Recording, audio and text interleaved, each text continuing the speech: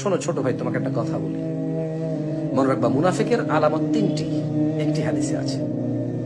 আরেকটি হাদিসে আছে যে মুনাফিকের আলামত চারটি। কি?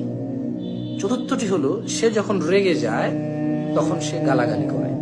খবরদার, তুমি যদি কারো প্রতিবাদ করো, তুমি গালাগালি অবশ্যই এটাকে অবলম্বন করবা না, এতে তোমার মঙ্গল আছে। কেমন?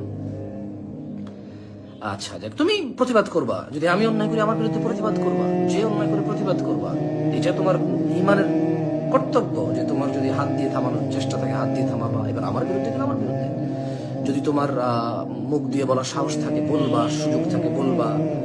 তারপরে হচ্ছে কি বলে এটাকে, তোমার যদি কোনোটাই না থাকে ঘৃণা করে উল্টা ফেরবো, অবশ্যই এটি তোমার নৈতিক দায়িত্ব। তবে তুমি গালাগালি করবা না, এটা মুনাফিকের আচরণ।